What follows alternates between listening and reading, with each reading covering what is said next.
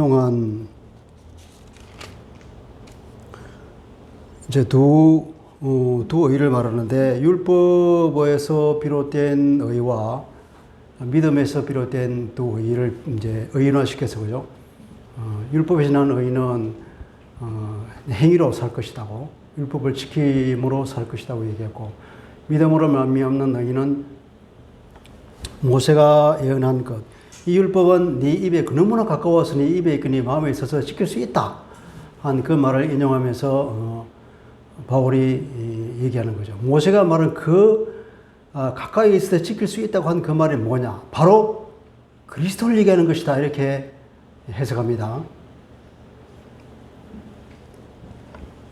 어떻게 보면은 바울은 모세가 말한 그 너무나 가까워서 지킬 수 있다고 한 그 말이 율법을 얘기하는 것이 아니라 나중에 올 예수 그리스도를 두고 하신 말씀이다. 그것이 이제 그리스도를 통해 성취되었다, 이렇게 말하고 있는 것과 동일한 것입니다. 그래서 그걸 아주 대구적으로 문학적으로 굉장히 아름답게 표현한 것이에요. 그게 믿음으로 말미암는 의인은 이같이 말하되 내 마음에 누가 하늘에 올라가겠느냐 하지 말아라. 그리스도가 이미 성육신해서 사람의 몸으로 이 땅에 함께 우리와 함께 사셨다는 거죠. 혹 누가 무저갱에 내려가겠느냐 하지 말아라. 그리스도께서 우리를 위해서 죽으시고, 그리고 하나님이라는 증거로 부활하셨다. 그리고 하늘에 오르셔서 만주의 주로 선포되시고, 우리의 하나님이라는 사실이 온 세계에 선포되셨다. 그리스도로 선포되셨다는 그 사실, 그걸 강조하고 있는 것입니다. 그래서 그 결론이 뭐냐면 8절에 보면은 이것이, 이 사실이 뭘 말하고 있냐면은, 말씀이 바로 너에게 너무나 가까워서 내 입 마음에 있다 하였으니 그것은 곧 모세가 말하는 그 말씀이라는 것은 그리스도를 말하는 것이다. 우리가 전파하는 믿음의 말씀, 곧 복음이죠, 그죠? 복음을 말하는 것이다. 그 복음은 무엇이 가는 거죠? 예수 그리스도에 관한 말씀이잖아요. 그 그리스도가 하늘에서 내려와서 우리가 함께 사셨고, 그 그리스도가 우리를 대신해서 십자가에서 내 죄를 대신해서 죽으셨고, 그리고 성춘하여서 성령으로 우리 함께 계시고, 하늘에서 여전히 주께서 우리를 통치하고 계시는 하나님이 되시단 말이에요. 그러니까 새 언약이라는 거 있죠. 에스겔이나 예레미야를 통해서 예언한 그 새 언약, 우리의 마음판에 새겨주겠다고는 우리의 그 하나님의 새로운 언약을 우리 심령에 새겨줘서 우리는 지킬 수 있게 됐다는 것. 그것이 곧 그리스도를 통한 복음을 말하고 있는 것입니다. 이 사실을 바울이 아주 응변적으로 말하고 있는 것이라고 이해해야 됩니다.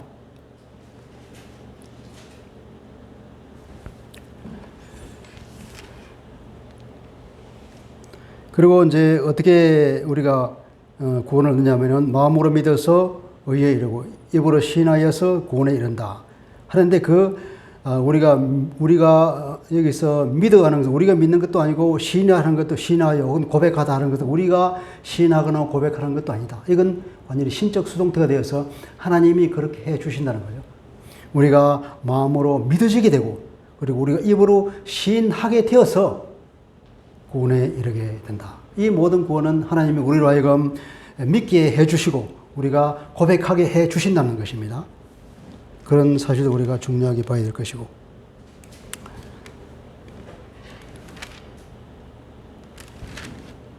그래서 12절에 보면 유대인이나 헬라인이나 한 분이신 주께서 모든 사람의 주가 되어서 그를 부르는 모든 사람에게 부여하시도다. 그를 부르는 모든 사람에게 엄청난 은혜를 쏟아부어 주신다. 부여하시다는 것은, 그 말이 대표적으로 고린도전서 2장 9절을 들 수 있습니다. 고린도전서 2장 9절을 읽어보면 우리가 상상할 수 없는 은혜를 주신다는 말인데요. 기록된 바 하나님이 자기를 사랑하는 자들을 위하여 예비하신 모든 것은 눈으로도 보지 못하고 귀로도 듣지 못하고 사람의 마음으로 생각하지 못했던 것이다. 이사야 64장 4절 말씀인데, 그래서 우리가 상상하지 못하는 그런 은혜를 주신다는 거죠. 우리가 가끔 하나님의 은혜를 우리가 생각하면서 감사하는데, 우리 부부는 이렇게 말합니다. 우리 하나님은 한번 응답하시면 쫀쫀하게 사람의 수준으로 응답하시는 게 아니라 그 엄청난 스케일을 가진 하나님의 수준으로 우리 응답해버리기 때문에, 하나님이 한번 응답하시면 우리가 상상할 수 없는 전혀 새로운 놀라운 은혜를 우리에게 주신다는 걸 그렇게 깨닫는다는 거죠. 이렇게 하나님 은혜는 무지하게 크다는 사실입니다. 그래서 이제 13절에 누구든지 주의 이름을 부르는 자는 구원을 받는다. 그러니까 누구든지 이방인이든 유대인이든 아무런 상관없이 누구든지 예수 이름만 부르면 그를 부르는 자라면 다 구원한다. 그것은 바울이 한 얘기가 아니라 이미 요엘 선지자가 그 옛날에 이미 예언을 했다는 사실이죠. 그 놀라운 사실입니다. 자, 그래서 오늘 14절부터는 그런저 그들의 믿지 아니하는 일을 어찌 부르리요? 듣지 못한 일을 어찌 믿으리요? 전파하는 자가 없이 어찌 들으리요? 여기서는 이제 그 복음은 결국은 들어야 그 믿든지 말든지 할 건데 가장 중요한 것이 뭐냐면 결국은 그 말씀을 듣고 파송된 사람이 중요하다는 거. 누군가가 가서 전해야 된다. 주님도 그래서 그 복음의 말씀을 전하라고 마태복음 맨 마지막 절에 그렇게 말했죠. 가서 내가 가르친 모든 것을 지켜서 가르쳐 지키게 하라. 세례받고 그렇게 말씀하시죠. 그 말을 하고 있는지도 모르겠습니다. 그리고 보내심을 받지 아니하였으면 어찌 전파하리요? 기록된 바 아름답도다 좋은 소식을 전하는 자들의 발이여 함과 같다. 이 말은 이사야 52장 7절에 나온 말씀인데 나중에 유대인들이 포로로 잡혀가서 회복이 된다는 그 소식을 전하는 전령이 올 것인데 그 발이 얼마나 아름다운가. 그 아름다운 소식, 이스라엘이 해방을 받았다. 바빌론 포로로부터 해방을 받았다는 그 소식을 전하러 온 사람이 있을 텐데 하나님이 그렇게 해주실 텐데 그 발이 얼마나 아름다웠겠니까. 놀라운 소식을 가져오니까. 복음을 전하는 사람이 바로 이와 같이 놀라운 소식을 주는 아름다운 발이다 말이죠. 그렇게 하면서 그런데 이제 이 복음이 어떻게 됐냐. 바울이 이 편지를 쓰는 이 시점에는 이미 바울이 말하기를 내가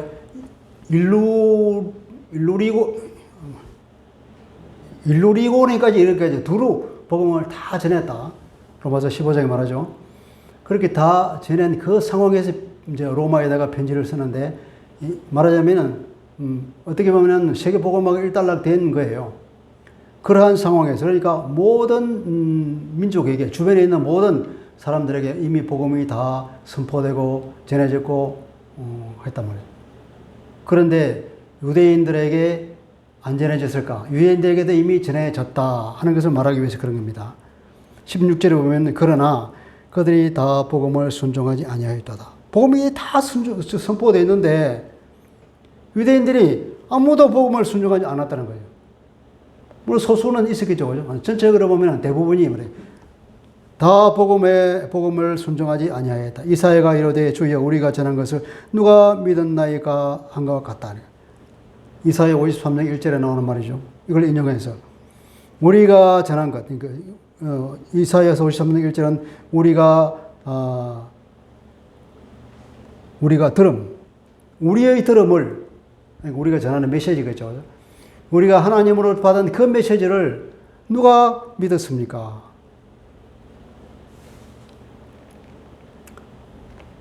이사야 53장은 고난받는 종에 관한 얘기잖아요. 그 유명한 거잖아요. 우리가 잘 아는 거죠. 고난받는 그리스도가 십자가에서 죽는 것을 너무나 적나라하게 묘사하는 그건데, 이스라엘 사람의 입장으로 봤을 때 고난받는 종이라고 하는 것은 자기들이 말하지만 자기들 컨셉에 안 맞는 거예요. 사람이 참 이상한 거죠. 사람은 늘 자기가 듣고 싶은 것만 듣고 자기가 보고 싶은 것만 보는 그런 특성이 있는 거예요, 사람은. 집단도 마찬가지인 것 같아요. 우리가 듣기 싫은 것, 우리가 불리한 소리는 가급적 안 들리는 거예요. 하긴 우리가 그렇게 어떻게 보면 창조됐죠. 왜냐하면 우리 그 뇌를 이렇게 보면 그 뇌를 연구하는 사람들이 그렇대요. 해마라고 하는 것이 있는데 여기서 이제 이 많은 이게 외부에서 어떤 데이터가 들어오잖아요. 들어오는데 이걸 다 기억하려면은 용량이 오버돼서 안 되잖아요. 그러니까 이 많은 것들을 대부분이 다 어디로 집어넣냐면은 잠재의식 속으로 다 집어넣어버리고 자기에게 관심 있는 것, 특별히 관심이 가는 것들만 이게 아주 취사 선택해서 선별해가지고 몇 가지만 이렇게 딱 걸러서 우리가 기억이라는 데 저장한다 그래요. 이렇게 최면을 사용해서 이 잠재의식을 불러내면은 제가 기억하지 못한 것도 알아낸다고 하는 거죠. 이 놀라운 사실. 우리가 관심이 있는 것만 데이터를 우리가 이게 저장하는 거예요. 그래서 그런지도 모르죠. 이스라엘 사람들은 누군가가 혜성처럼 대단한 장군이 나타나서 이스라엘을 저 로마로부터 해방하고 이스라엘 나라를 온 세계 만방 가운데 이름을 떨치게 하는 그런 나라가 되기를 바라는 거죠. 자기들의 구원자가 온다 그러니까 메시아, 자기들의 구원자가 왕으로 오실 거니까 당연히 그 사람들 그렇게 이해한 거죠. 그러니까 예수님의 제자들조차도 예수님을 이해를 못한 거죠. 끝까지 주님이 죽기까지 말하자면 부활해서 어떻게 보면 성령이 오실 그때까지도 자기 선생을 이해하지 못한 거죠. 왜냐하면 집단적으로 유대인이 가지고 있는 이 메시아관은 이런 거니까 다 거기에만 관심이 있었던 것이 고난받는 종이라고 하는, 고난받는 메시아라고 하는 그 컨셉은 그대로 안 맞는 거예요. 안 맞아. 그들이 그렇게까지 선지자들이 예언을 했건만 이해하지 못한다는 것이 참 놀라운 사실이에요, 그게. 그래서 하나님께서 들어도 듣지 못하고 보지 못하고 마음으로 깨닫지 못하게 했다는 게 바로 그걸 얘기하는 것 같아요. 그 뭐 이스라엘 사람이라서 특별히 아주 못돼서 그런 게 아니고 누구나가 그럴 거예요.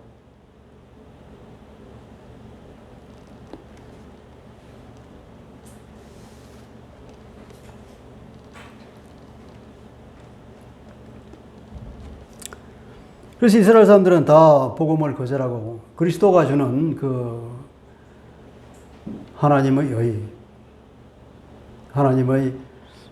구원 계획을 거절해 버렸습니다. 그리고 메시아를 십자가에 못 박아 죽였죠. 17절에 보면은 그러므로 믿음은 들음에서 나며 들음은 그리스도의 말씀으로 말미암았느니라.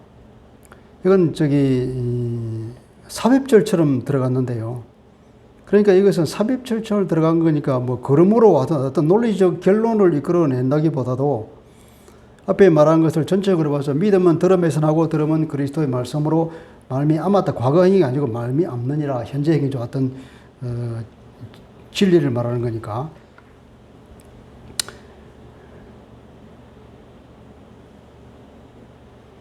그리스도의 말씀, 그리스도에 관한 말씀, 곧 복음이죠. 그 복음, 믿음은 뭐냐? 그 복음을 들어서 생긴다는 그런 말을 다시 한번 바울이 말하고, 그리고 이제 그러나 내가 말하오니 그들이 듣지 아니하였느냐? 이제 이 유대인들을 보고 유대인들에게 책임이 없느냐 하는 거죠.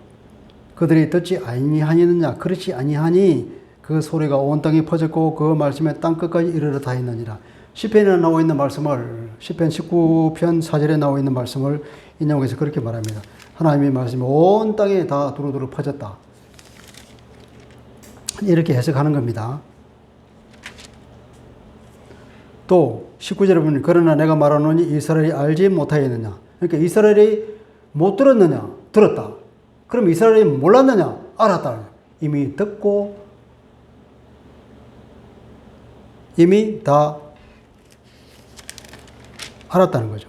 왜냐하면 이미 이 복음 전도자들에 의해서 바울이 이 편지를 쓰는 순간 모든 유대인들이 그리스도에 관한 복음을 다 들었고, 또 과거에 선지자들을 통해서 많은 예언을 이미 다 들었고, 그래서 그 내용을 이미 알고 있다는 거죠. 이 그리스도가 어떻게 올 것이냐 하는 것이 돼서 예언되어 있으니까.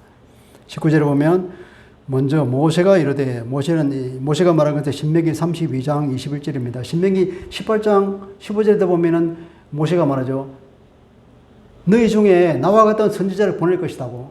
그리고 그것을 자기들이 이야기로는 메시아를 보내겠다고 한 그 문구로 이미 자기들이 이해를 했는데도 불구하고 그런 메시아가 어떻게 올 것인가에 대해서는 자기들 나름의 성경과는 다른 하나님과 다른 자기 나름의 새로운 생각 가운데 들어가 버리기 때문에 이 말하자면은 고정관념이 생겨버린 거예요. 이스라엘 사람들은 자기 나름의 고정관념에 빠져서 하나님이 하시는 그 역사를 이해하지 못했다는 겁니다. 그러니까 우리가 어떤 나만의 어떤 잘못된 고정관념에 빠져버리면 이거 얼마나 위험한가 하는 걸 잘 알아야 되는 거죠. 그러니까 성령의 역사는 우리가 열린 마음으로 항상 봐야 되는 거죠. 모세가 이르되 내가 백성 아닌 자로서 너희를 시기나게 하며 미련한 백성으로서 너희를 노엽게 하리라. 신명기 32절 2장 21절 한번 볼까요? 한번 찾아봅시다.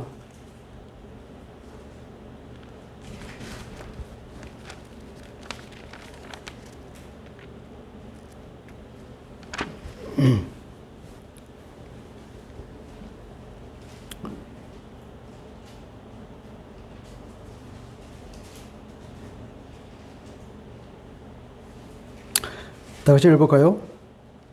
시작. 안 찾았어요? 32장 21절. 그들이 하나님이 아닌 것으로 내 질투를 일으키며 허무한 것으로 내 진노를 일으켰으니 나도 백성 아닌 자로 그들에게 시기나게 하고 어리석은 민족으로 그들의 분노를 일으키로라.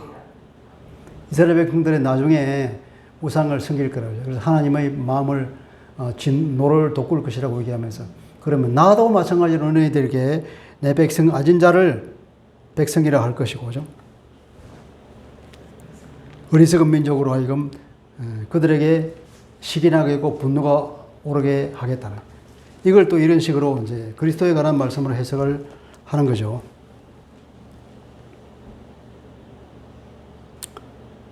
이런 해석은 어떻게 보면 우리가 성경 해석하는 방법은 다른 방법이죠. 이건 하나님께서 바울에게 가르쳐준 성경 해석이기 때문에 뭐랄까 이런 해석을 가지고 많은 성경학자들이 말하는데 이게 일반화될 수 있느냐? 즉 일반화될 수 있는 게 아니라는 거죠. 이건 어쩌면 이게 성령의 역사를 통해서 하나님께서 친히 해석해 주는 것일지도 모르겠습니다. 그런 것들을 이 시대에 사는 우리로서는 따라할 수 있는 게 아니죠. 그죠? 자, 20절에 보면 이사야는 매우 담대하게 내가 나를 찾지 아니한 자들에게 찾은 바 되고, 그러니까 나타났다는 겁니다. 이사야는 매우 담대하게 내가 나를 찾지 아니한 자들에게 내가 나타났고 내게 묻지도 아니하는 자들에게 내가 나타나노라 하고 말하였다. 이사야 65장 1절이죠. 호세아 2장 10절 23절도 같은 말입니다. 이것은 하나님의 절대 주권입니다. 그러니까 하나님께서 구원하시고자 하는 그 사람을 구원한다. 누구든 막론하고 이방인이든 유대인이든 하나님이 친히 그들에게 나타나고 그들에게 나와서 그들을 하나님의 자녀로 삼아주시는 하나님의 주권적인 은혜입니다. 21절을 보면은 이스라엘에 대하여 여러대에 순종하지 아니하고 거슬러서 말하는 백성에게 내가 종일 내 손을 벌려놓으라. 이렇게 내 손을 벌려놓으라. 손을 벌렸다고 하는 것은 무슨 말일까요?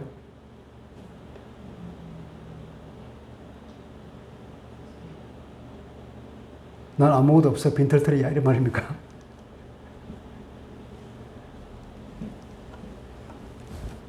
이건 이사야 65장 2절을 찾아봐야 의미를 알 수 있을 것 같아요. 이사야 65장 2절 찾아봅시다.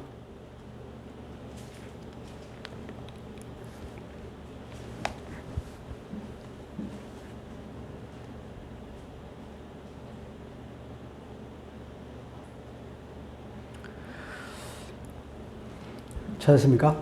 네. 그 1절부터 1, 2절 동시에 읽읍시다. 65장 1, 2절 시작.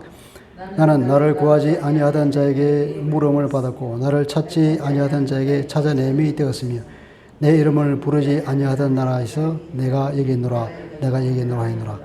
내가 종일 손을 펴서 자기 생각을 따라 옳지 않은 길을 걸어가는 패역한 백성들을 불렀나니. 손을 폈다고는 무슨 말이죠 이제? 하나님을 떠나서 돌아선 그 사람들에게 불렀다는 것이잖아요. 돌아오라고 손을 펴고 돌아오라고, 제발 돌아오라고 이렇게 부른 거 아닙니까?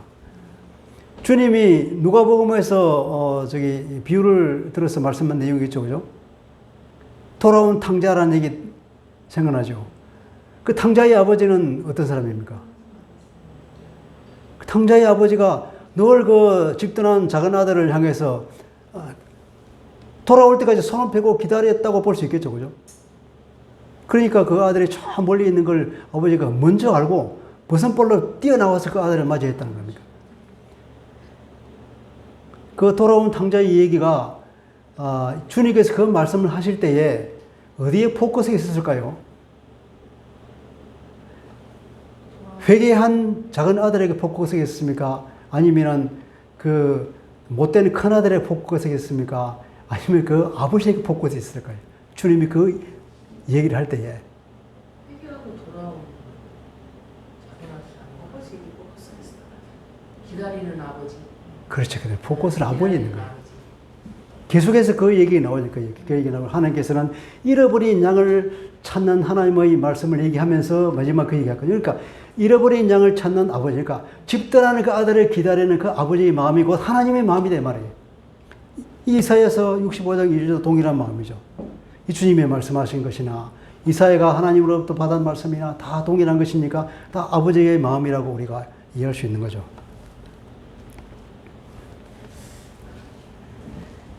그렇게 회심을 기다리는 하나님의 마음을 말씀하고 있는 것입니다.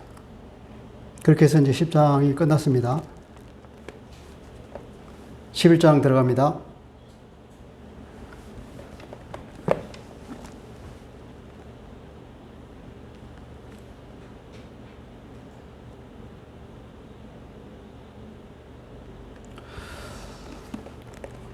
그러므로 내가 말하노니 하나님이 자기 백성을 버렸느냐? 그럴 수 없느니라. 나도 이스라엘이요 아브라함의 씨에서 난 자요 베냐민이라. 자, 11장 이 말은 나도 앞에 이제 왜냐하면 이 말은 원래 있어서 이게 빼먹었거든요. 그래야 이해가 됩니다. 보면 내가 말하노니 하나님이 자기 백성을 버렸느냐? 결코 그렇지 않습니다. 왜냐하면 나를 보십시오 이 말이에요. 왜냐하면 나를 보십시오. 나도 이스라엘이요 아브라함의 씨요 난 자요 베냐민의 지파 나는 골수 이스라엘 사람입니다. 나도 그리스도를 믿는 사람입니다. 이 말 아니에요. 나를 보십시오. 내가 증거 아닙니까? 히브리인인 내가 예수를 믿었는데 어찌 하나님께서 이스라엘 사람을 다 버렸다고 말할 수 있습니까? 이제 여러분 하나님이 그 미리 아신 자기 백성, 미리 아신 양, 하나님께서 미리 아신 이스라엘 백성은 어떤 사람일까요? 하나님께서 이스라엘 백성이 그렇게 패역하고 하나님을 거부하고 하나님의 말씀을 지키지 않고 돌아설 하나님의 거슬러설 말하는 백성이라는 걸 알았을까요? 몰랐을까요? 알았다면 하나님께서 미리 하나님께서 그 이스라엘 백성이 혹은 하나님께서 아담을 창조할 때 이미 그 선악과를 먹을 줄 알고도 하나님께서 다 하신 거예요. 그래서 그 이후에 교회까지 다 세우고 다 하셨던 거 아닙니까?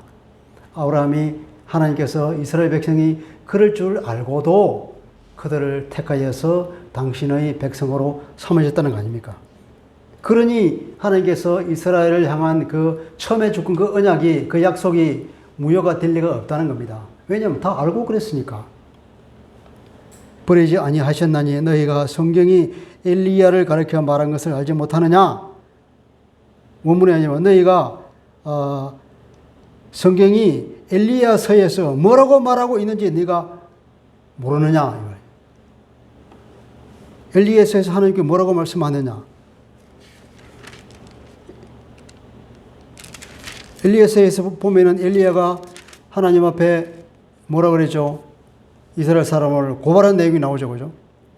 주여, 그들이 주의 선지자를 죽였고 주의 제단들을 헐어버렸고 나만 남았는데 내 목숨도 쳤나이다. 이 얘기 잘 알죠? 바알과 그 제사장 850명을 상대로 해서 목숨을 건 대결을 벌였는데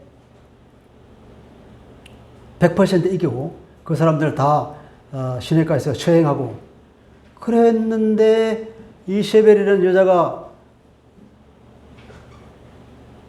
엘리야를 반드시 죽이겠다고 그러니까 그 협박 한마디에 엘리야가 그냥 간담회 서늘에서 도망가서 저 호렙산에 올라가서 하나님께 고발하는 이 말이죠. 주여 그들이 주의 선지자들도 죽었고 제단도 헐어버렸고 나만 남았는데 다 죽고 홀로 나만 남았는데 그 홀로 남은 내 목숨을 찾고 있습니다. 4절 보면은 하나님께서 하신 대답이 무엇이냐? 그 대답에 보면은 내가 나를 위하여서 바알에게 무릎 꿇지 아니한 사람 7,000명을 남겨두었다 했다. 7,000명이라는 것은 말 그대로 7,000명이라고 하다. 7이 완전 숫자니까 완전 수에다가 곱하기 1,000은 많다는 거죠. 그죠? 아주 많은 숫자가 있다 이 말이에요.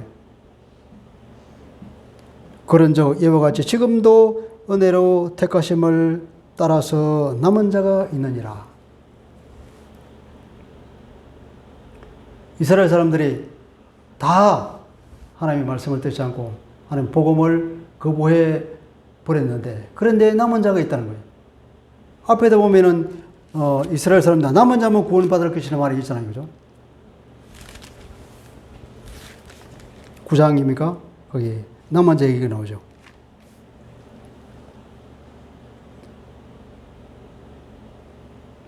만일 은혜로 된 것이면 행위로 말미암지 않으니 그렇지 않으면 은혜가 은혜 되지 못하니라. 그러니까 하나님께서 구원을 주시는 방법은 어디까지는 은혜이지 행위를 따라서 되는 것이 아니라 이스라엘 사람도 구원 얻을 때 율법을 따라서 그 행위를 따라서 구원을 얻는 것이 아니라 오직 하나님의 주권적인 선택과 그 은혜로 구원을 받을 자가 있다는 것입니다. 그 남은 자가 맞으면 다른 사람은 다 율법을 지키지 못하고 그 몇몇만은 남아서 실제의 율법을 지켜서 구원받는 그런 말이 아니라 하나님의 주권적인 선택이 그 모두가 다 이방인들과 마찬가지로 죄의 노예가 되어서 죽을 수밖에 없는 운명에 처해 있어서 다 하나님의 구원의 손길에 필요한 그들인데 하나님께서는 그 이스라엘 사람 중에서도 하나님의 주권적인 선택에 의해서 그 은혜를 따라서 긍휼을 얻을 만한 사람을 택하여서 그들에게 은혜를 준다는 얘기입니다. 17절 그런즉 어떠하냐 이스라엘이 구하는 그것을 얻지 못하였고 오직 택하심을 입은 자가 얻었고 그 남은 자들은 다 우둔하여졌느니라. 6절까지는 보면 하나님의 남은 자가 있다. 이스라엘 사람들이 다 구원을 못 받는 것이 아니라 1절에 보면은 하나님이 자기 백성을 버리셨느냐? 그럴 수 없느니라. 이스라엘 사람 중에 하나님께서 특별히 선택한 남은 자가 있는데 예를 들면 나 같은 사람이 있는데 그 남은 자를 통하여서 하나님께서는 구원을 하신다. 있다. 남은 자 이외에는 다 우둔하여 듣느니라. 나머지 모든 사람들 7절은 나머지 모든 사람은 우둔하여졌다. 기록된 바 하나님 오늘날까지 그들에게 혼미한 심령과 보지 못할 눈과 듣지 못할 귀를 주셨다 함과 같으니라.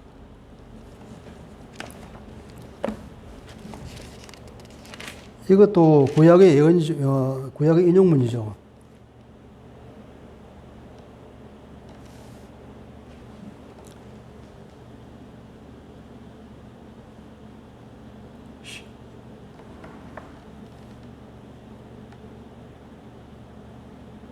기록된 바 하나님이 오늘까지도 그들에게 혼미한 심령과 보지 못할 눈과 듣지 못할 귀. 이것은 이사야 29장 10절 말씀이네요. 신명기 29장 4절에 있고 또 다윗이 이르되 그들의 밥상이 올무와 덕과 거치는 것과 보응이 되게 하시옵고 그들의 눈은 흐려 보지 못하고 그들의 등은 항상 굽게 하옵소서 하였느니라.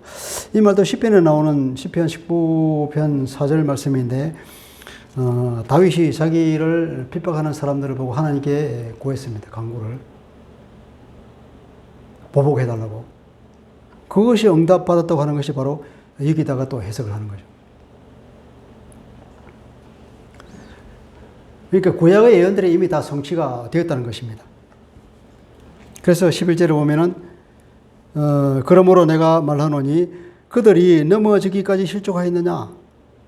그들은 이스라엘 전체 이스라엘이 다 완전히 하나도 구원 못 받을 정도로 다 이스라엘이 넘어졌느냐. 그럴 수 없느니라. 그들이 넘어짐으로 구원이 이방인에게 이르러 이스라엘로 식인하게 함이라. 이제 계속해서 그 논리가 나오는 거죠. 남은 자를 구원을 받았고 남은 자가 있는데 그 남은 자들이 어떻게 구원을 얻느냐. 이방인들을 하나님께서 아주 옛날에 예언했듯이 이방인들을 먼저 구원을 함으로 인해 가지고, 그죠? 그래서 그 사람들을 통해서 구원받는 거 보고 이 유대인들이 셈이 나서 드디어 자기들을 처지를 깨닫고는 돌아올 것이라고 하는 그 하나님의 원대한 계획이 이렇게 이루어진다는 겁니다. 이걸 누가 알겠어요? 나중에 바울이 그러죠. 하나님의 그 경륜은 정말 오묘하고 깊고도 깊다. 자기가 스스로 감탄했는데, 바울이 자기가 이렇게 말해놓고서 감탄하면서 무릎을 쳤잖아요. 그럼 이 말이 바울이 생각해낸 말일까요? 아니면 하나님 주신 말일까요? 하나님이 계시로 주신 말씀이라고 봐야 되겠죠. 바울도 자기는 몰랐어. 근데 기도하다 보니까 성령께서 가르쳐 주신 거예요, 그걸. 그러니까 이렇게 썼겠죠. 정말 하나님의 경륜은 놀랍다. 누가 이것을 과연 상상했겠냐?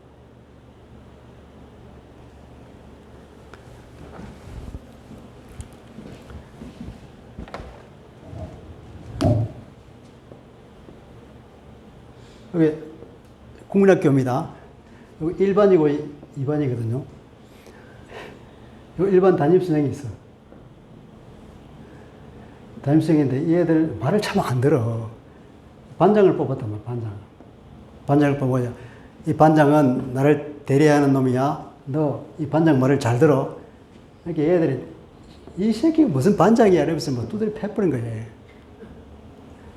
그래서 이 담임선생이 이 반장을 데리고 이 반에 갔어. 이 반에 가서 이제 여기 선생이 없어. 얘가 너 반장이야. 내 대신 말을 잘 들어. 그러니까 얘들은 말을 잘 들어서 반장을 존중해주고. 그러니까 하나님께서 이 선생이 막 선물을 주는 거야. 칭찬도 해주고. 이게 사판 나서 그냥 막 웃음꽃이 피고 난리 난 거지. 근데 이 애들은 어떻게 했을까요? 이 선생이, 얘들은 내 말을 안 들었으니까 벌을 받아. 이 운동장에 가서 오리걸음 해, 오리걸음. 오리걸음 하고 있는 거야. 근데 보니까 여기서 막 난리 났거든. 이제 이걸 보고 이제 시기가 났어. 우리 선생님인데 왜 쟤들이 저기서 좋고 난리 났냐. 이렇게 얘기하면 될까요?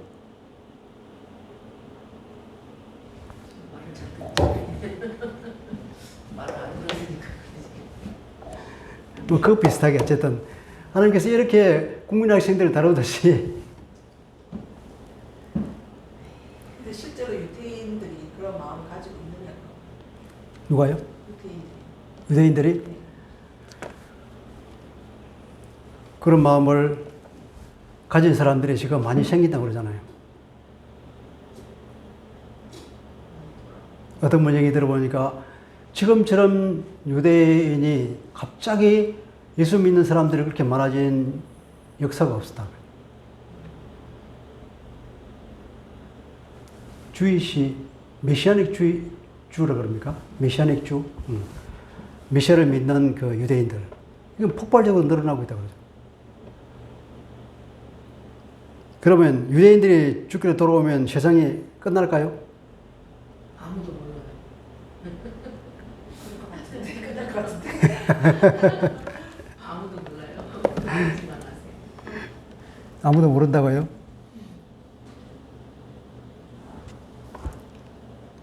끝이 거의 아닐까 싶은데요. 우선 오늘 거기까지 안 할 건데 15절을 한번 읽어보실래요? 15절 시작. 15절이요? 15절, 11장 15절 시작. 그들을 버리는 것이 세상의 화목이 되거든 그 받아들이는 것이 죽은 자 가운데서 살아나는 것이 아니하면 무엇이리요? 이 의미가 이해하기 굉장히 힘든 문장이죠. 저도 옛날에 이걸 읽을 때마다 이게 무슨 말일까 했는데, 그러니까 여기서 이제 비유로 말하잖아요. 돌감람나무와 참감람나무에 접붙임 받은 거, 그거 말하면서, 자,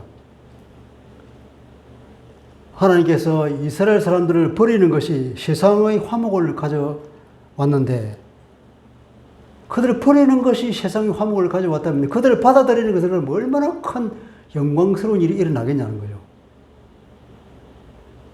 엄청난 영광스러운 일이 일어날 거고, 그게 뭐냐면 그 받아들이는 것이 죽은 자 가운데서 살아나는 것이 아니면 무엇이에요? 죽은 자가 살아나는 것도 부활 아닙니까? 부활. 우리 모든 사람들이 지금 탄식하며 온 세상 피조물들이 고통 가운데 있는데, 우리도 성령의 처음 읽은 우리조차도 함께 고통 가운데 있다. 우리가 부활하기를 간절히 기다리고 있다고 바울이 말했잖아요. 8장 어디입니까?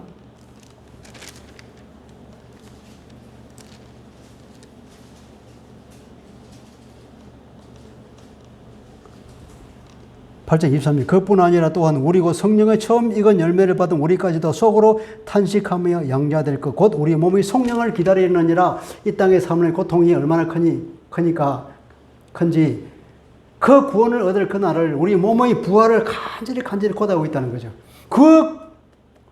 그 성령이 바로 이거 아니겠어요? 죽은 자 가운데 살아나는 것이 아니라 그 부활. 우리 모든 사람들이 부활. 주님이 다시 제레미야에 오셔서 모든 죽은 사람들이 한 목에 다 부활해서 하나님을 찬양할 그때, 이건 세상 끝날이죠. 이건 바로 유대인들이 다 돌아오는 그날 주님께서 제림에 오셨어. 그때는 그 한 순간이 아닐 테고 한 기간이 되겠죠, 그죠? 그 기간 때는 그냥 유대인들이 그냥 무더기로 돌아올 것이라고 하는 것을 우리가 예상할 수 있죠. 그때는 종말이 오는 것이. 지금 유대인들이 많이 옛날에 비해서 굉장히 많은 사람이 돌아온다고 하는 것은 곧 종말이 올 거라고, 곧 주님이 재림하실 거라고 기대할 수 있는 겁니다.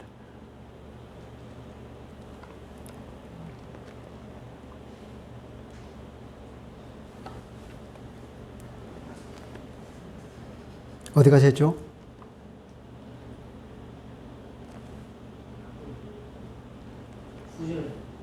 11절, 12절. 11절 했죠. 그럴 수 없느니라. 그들의 넘어짐으로 구원이 이방인에게 이르러서 이스라엘로 식인하게 했다. 드디어 그 말씀이 이제 성취가 되는 겁니다. 자, 이스라엘이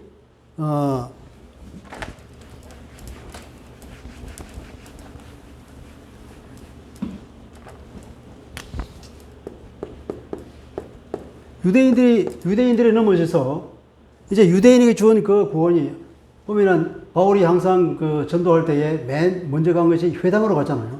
회당으로 가서 유대인에게 먼저 복음을 전하는 거예요. 전하는데 다 거부해. 이제 몇 명만 믿는 거예요. 그래서 바울은 손을 털고 이제 너희들이 복음을 거부했으니 우리는 할 수 없이 이방인에 가겠다. 그러면서 나가잖아요. 기록돼 보니 사도행전을 보니까 그렇게 말하더라고요. 그러면서 이제 이 구원이 유대인에게 가지 않고 이방인으로 넘어가는 거예요. 이것이 뭐냐면 바로 구약에 예언되어 있는 그 말. 그것이 이렇게 성취가 된다는 거죠. 이렇게 성취가 되는 걸 나중에 이제 감람나무 비유로 이렇게 말씀하고 있죠. 그 유대인들이 그 복음을 거부한 것이 이방인에게 구원이 흘러가게 된 하나님의 계획이고, 그러니까 이방인들은 그 하나님의 계획에 의해서 놀랍게 선택을 받아서 구원을 얻게 됐다. 우리가 이런 행운을 얻은 것입니다. 그들의 넘어짐이, 그들의 범죄가 세상의 부유함, 세상의 풍성함이 되고, 그들의 실패가 이방인의 풍성함, 즉 부유함이 된다면, 하물며 그들의 충만함이리요. 그들이 넘어지고, 그죠? 그들이 범죄하고, 그들이 실패하는 것이 아니라 그들이 성공하고, 그들이 충만하고, 그들이 다시 죽기로 돌아온다고 하는 것은 얼마나 더 하나님의 부유함이 더 넘치겠냐, 그 은혜가 더 넘치겠냐 이 말이죠. 이스라엘이 돌아오면 엄청난 은혜가 쏟아져서 마지막 때가 된다는 거죠. 13절, 내가 이방인이 너희에게 말하더라. 내가 이방인의 사도인 만큼 내 직분을 영광스럽게 이긴다. 나는 이방인의 사도로 부르심을 받아서 내가 너희들에게 복음을 전한다. 나는 이 직분을 영광스럽게 생각한다. 그래서 어떻게 했다는 겁니까? 이게 말은 안 나와 있지만, 내가 그 직분을 영광스럽게 생각해서 내가 죽도록 충성한다는 말 아닙니까? 바울은 자기 이방인의 사도가 되어서 이방인에게 복음을 전하지만 자기 속마음은 자기의 동족이 구원 얻기를 간절히 원한다고 말했잖아요. 9장에도 말하고 10장에도 말한 거예요. 차라리 내가 죽었으면 모세가 말한 것처럼 내가 죽고 우리 동족이 살아난다면 나는 그것을 택하겠다 할 정도로 자기 동족의 구원을 간절히 바라는데, 그런데 자기는 무슨 뜻을 이방인에게 열심히 복음을 전하고 있는 거예요. 바울은 뭘 내다보냐면은 이 이방인의 복음을 다 전하면 그 다음에 유대인이 찾아오기 때문에 그 날을 땡기기 위해서 자기는 열심히 이방인을 전도한다는 그 말입니다. 14절에 보면 이는 그렇게 하는 이유는 혹 내 고력을 아무쪼록 시기나가 하여서 그들 중에 얼마를 구원하라 합니다. 내가 열심히 전도해서 이방인에게 많은 사람이 죽기로 돌아오고 거기 하나님의 은혜가 풍성히 내려질 때 그걸 보고 이 유대인들이 시기가 나서 하나님께 돌아오기를 바라기 위해서 내가 더 열심히 일하고 있다는 그런 바울의 숨은 마음을 읽을 수 있습니다. 그리고 15절 아까 봤죠. 그들을 버리는 것이 세상의 화목이 되었다면 그 받아들이는 것은 죽은 자 가운데서 살아나는 것, 즉 마지막 부활이 아니고 무엇이겠느냐. 그들이 돌아오는 그것이야말로 종말에 올 것이고 주님의 재림이 될 것이다. 그 말이에요. 그것은 곧 구원의 완성이 될 것이라고 얘기하고 있는 것입니다. 그리고 16절에 다시 읽어봅시다. 16절 시작. 제사는 처음 익고 익은 곡식가루가 거룩한 적 떡덩이도 거룩하고 뿌리가 거룩한 적 가지도 거룩이 아니라. 제사는 처음 익은 곡식, 처음 것이 거룩하면 그 처음 것, 거룩한 것으로 만든 떡덩이가 거룩합니까? 안 거룩합니까? 구약의 제사 규정에 의하면 거룩합니다. 거룩한 곡식으로 만든 그 떡덩이는 거룩한 거예요. 그리고 거룩한 뿌리에서 나온 그 가지도 마찬가지로 거룩한 거죠. 근데 뿌리나 그 곡식 가루는 뭘 말하냐면은 이스라엘의 조상을 말하는 거예요. 특별히 아브라함과 이삭까지 하고 그 조상들의 하나님, 그들이 받은 하나님의 놀라운 약속, 언약.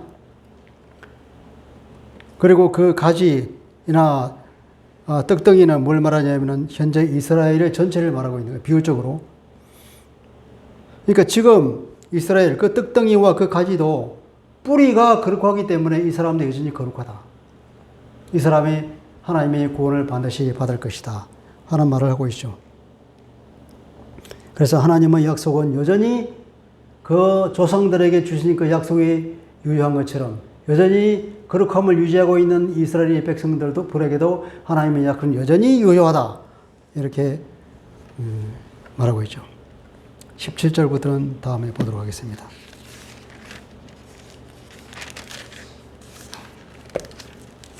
기도하겠습니다. 하나님 아버지, 오늘 10장 후반절부터 11장 16절까지 로마서를 보았습니다. 아버지, 그 말씀 가운데에 나타난 하나님의 놀라운 경륜을 보게 됩니다. 주님, 우리가 하나님의 특별한 선택하심으로 우리가 구원함을 입었고 유대인들이 하나님의 복음을 거부한 그 결과로 하나님의 그 구원의 은혜가 이방인 우리에게 미쳤고 그 이후에는 다시 이방인에게 유대인들에게 하나님의 놀라운 구원의 은혜가 돌아갈 것이라고 바울이 말하고 있는 참입니다. 그렇습니다. 하나님의 구원 계획은 완벽하고 하나님의 구원 계획은 온 세계를 향한 것이 어느 누구에게 특정되지 않은 것을 보게 됩니다.